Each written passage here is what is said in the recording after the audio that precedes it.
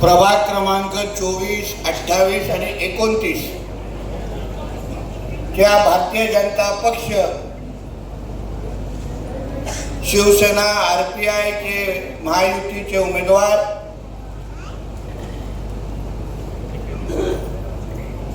कुमारी Deepa Chavan madam, सौ Shilpa Patil madam, Shri Yashodhan Thakur जी, श्री प्रीतम पाटील जी, श्री अमोल म्हात्रे जी यांच्या प्रचाराच्या निमित्ताने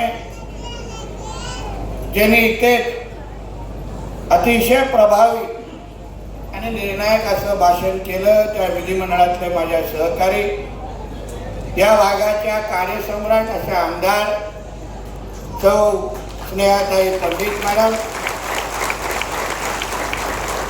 भारतीय जनता पक्षाचे या जिल्ह्याचे माजी जिल्हाध्यक्ष सन्मान्य महेंद्र पाटील जी, सन्मान्य श्याम पाटकर जी, सन्मान्य रामदास मेहर जी, सन्मान्य निलेश तेंडुलकर जी, सन्मान्य श्रीमती ज्योति मेहर मैडम, श्रीमती दाढ़ीवाला मैडम, सन्मान्य प्रतीक चौधरी, सन्मान्य राजन मेहर, सन्मान्य विकास सिंह पाटील, सन्मान्य दिनेश पाटील, मंचावर उपस्थित असलेले अन्य सर्व प्रमुख मान्यवर, उपस्थित असलेले सर्व बंधू भगिनींनो आणि माझे सर्व तरुण मित्रांनो,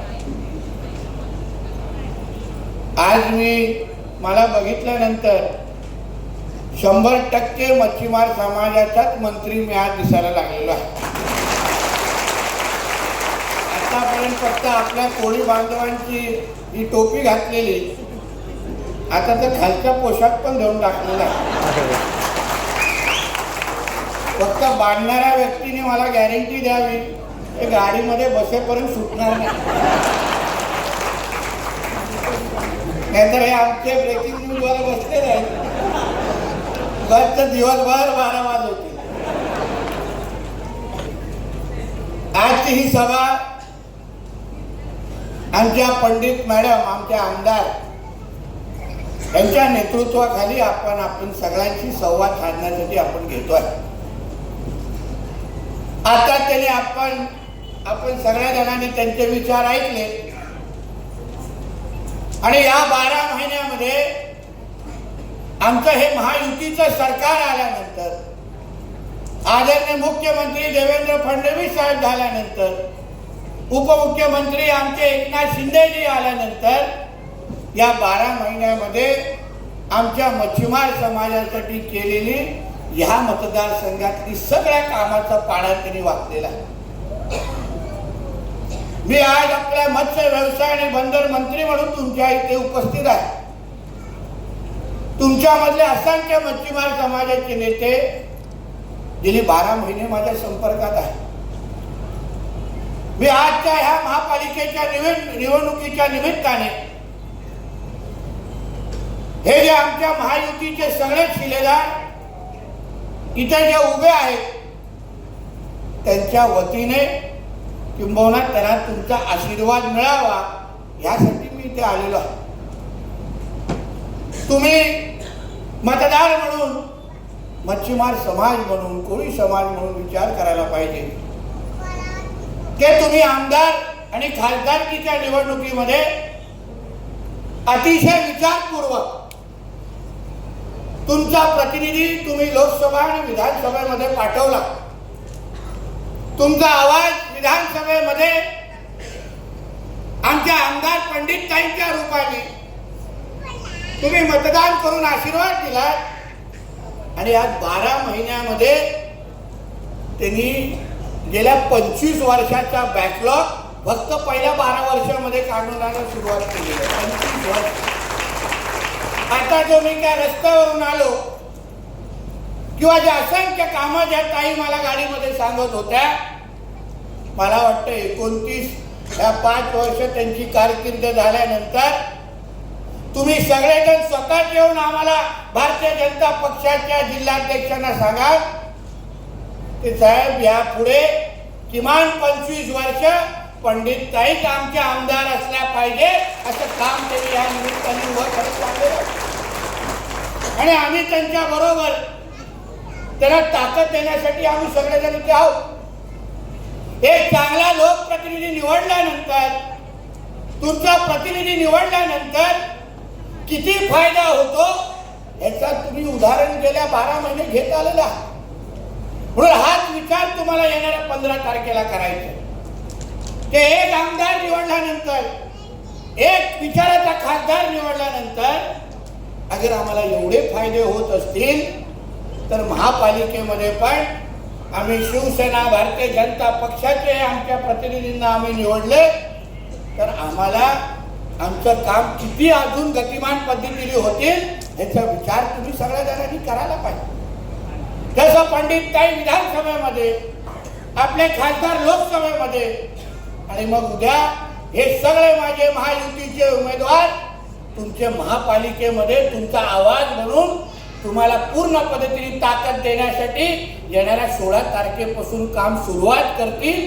फक्त 15 तारखेला तुम्हाला आशीर्वाद द्यायचे, फक्त 15 तारखेला आशीर्वाद द्यायचे. आता बघा केवढं सोपं आहे.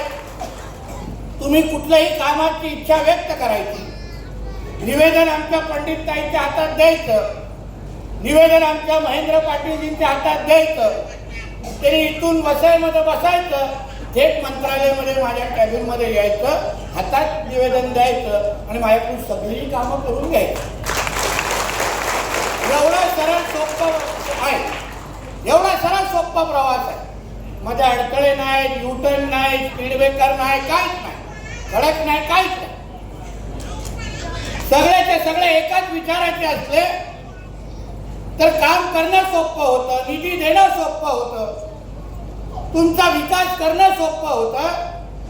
तोच विचार तुम्हाला महापालिकेच्या निमित्ताने पण आणायचा. जसं खासदार आपल्या विचाराचे, आमदार आपल्या विचाराचे, तसं नगरसेवक पण तुम्ही महायुतीच्या विचाराचे दिले तर मी तुम्हाला शब्द देतो, पंडितताई आणि खासदार साहेबांबरोबर जसं आम्ही काम करतो तसंच या सगळ्यांबरोबर पण आम्ही त्याच ताकदीने काम करू, हा शब्द आणि विश्वास तुम्हाला मी आज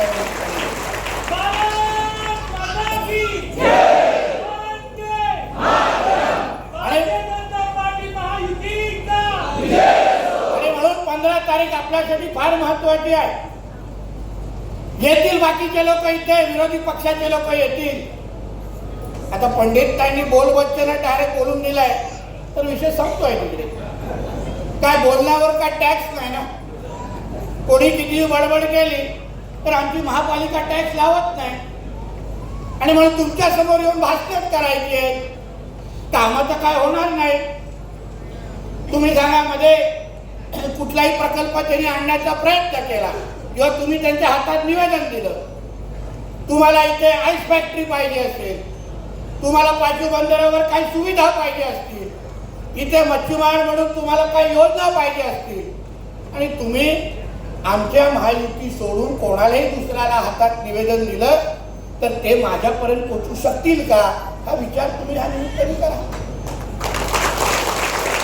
माझ्याबरोबर तसे संबंध आहेत का, मुख्यमंत्री साहेबांकडे जाऊ शकतात का, तुम्हाला निधी 1 रुपयाची आणू शकतात का. तर मग अगर कामच होत नसतील तर मग त्या समुद्रामध्ये आपण कशाला उतरायचं, उपयोगच नाही. जिथे कामं होतात, विकास होतो, ताकद मिळते, त्याच उमेदवारांना अगर तुम्ही मतदान दिलं तर पुढची 5 वर्ष तुमच्या ह्या पूर्ण पाचू बंदरचा कायापालट करण्याची जबाबदारी ही आमच्या सगळ्यांची असेल. हा शब्द देऊन तुम्हाला मी इथून जाणार आहे, शब्द देऊन जाणार आहे. आणि सोशल मीडियाचा जमाना आहे, खोटं पण बोलू शकत नाही. पहिलं काय फक्त पेपरातच छापून यायचं आणि मग सोपं असायचं. आता प्रत्येक जण व्हिडिओ काढून ठेवताय. मध्येच कुठेतरी भेटायला मला, काय रे बाबा, हा आमचे टोपे आणि लोकी घातली ना रे, तरी खोटं बोललास आमच्याशी, कुठेतरी धरात ना मला, हा कुठे धरात. म्हणून तसं सोपं नाही. आणि त्याच्यातलं पण मी एक राणे आहे, दिलेला शब्द पूर्ण करणं हे संस्कार आमच्या वडिलांनी आम्हाला दिलेला आहे. आमच्यासाठी शब्द हे बंदुकीच्या गोळीसारखे असतात, एकदा निघालं ना डायरेक्ट निशाणावर लागतं, त्याची चिंता करू. आणि म्हणून फक्त 15 तारीख ही आपल्यासाठी महत्वाची एक लक्षात आहे. आपल्याला पुढची 4 वर्ष ह्या महायुतीचं सरकार आहे. बोला, गेल्या 1 वर्षामध्ये तुम्ही कोळी समाज म्हणून, मच्छीमार समाज म्हणून तुम्ही स्वतःचा अनुभव सांगा. मत्स्य खातं आणि बंदर खातं म्हणून आज जे ऐतिहासिक निर्णय आमच्या देवेंद्र फडणवीस साहेब आणि एकनाथ शिंदे साहेबांच्या नेतृत्वात आम्ही घेत चाललेलो आहे, ते कधीही तुम्हाला अगोदर असा अनुभव आला होता का? हा तुम्ही विचार करून मला फक्त सांगा. आपण ह्या 1 वर्षामध्ये ऐतिहासिक निर्णय घेतले. सर्वात महत्वाचा निर्णय कुठला घेतला असेल तर आपण मच्छीमारीला कृषीचा दर्जा देऊन देशातला पहिला राज्य आपण म्हणून आता ज्या योजना, ज्या केंद्राच्या आणि राज्याच्या योजना, ज्या सुविधा, जी मदत आपण शेतकऱ्यांना देतो, ती सगळी मदत मच्छीमार समाजाला पण लागू झालेली आहे. प्रत्येक मदत, अशा कुठलाच काम नाही, अशी कुठलीच सुविधा नाही, अशी कुठलीच योजना नाही जी आमच्या शेतकऱ्याला लागते जे तुम्हाला लागू नाही, अशी कुठलीच ठेवलेली नाही. आम्ही मंत्रिमंडळात बोललो ते साहेब, आमचा मच्छीमार समाज पण तेवढीच मेहनत करतो. दिवसच्या आयुष्याची पर्वा न करता समुद्रामध्ये उतरून जी काय मेहनत आणि कष्ट तिथे हे करतो, एवढं सोपं नाही आहे. बघायला सगळं सोपं वाटतं, पण तुम्ही जे कष्ट करता त्यासाठी सरकार म्हणून तुमच्या मागे उभं राहणं हे आमची कर्तव्य स्वीकारून आम्ही हा निर्णय घेत चाललेलो आहे. आपण केसीसी असो, पंतप्रधान मत्स्य संपदा योजना असो, आपण वैयक्तिक शेतकऱ्यांप्रमाणे तुम्हाला वीज पण त्यांच्याच प्रमाणे तुम्हाला चांगल्या व्याज दरामध्ये द्यायची सुरुवात केलेली आहे. केसीसी किसान क्रेडिट कार्ड सारखं तुम्हाला 2 लाखापर्यंत कर्ज हे बिना व्याज देण्याचा GR आपण काढलेला आहे आणि त्याचे फायदे तुम्हाला मिळायला सुरू झालेले आहेत. मी पंडितताईंना सांगेन, मी महेंद्र पाटीलजींना सांगेन, इकडच्या माझ्या मच्छीमार नेत्यांना सांगेन, 15 तारखेची आचारसंहिता संपून दे. हे माझे 4-5 शिलेदार, माझे सगळे महायुतीचे उमेदवार, यांच्याबरोबर मी माझ्या मत्स्य खात्याच्या अधिकाऱ्यांना तुमच्या पाचवी बंदराकडे पाठवतो. आम्ही इथे स्टॉल लावून देतो तुम्हाला आणि तुम्हाला प्रत्येकाला मोजून प्रत्येकाला त्या केसीसी किसान क्रेडिट योजनेच्या अंतर्गत तुम्हाला प्रत्येकाला 2 लाख एवढे बिना व्याज कर्ज देण्याची जबाबदारी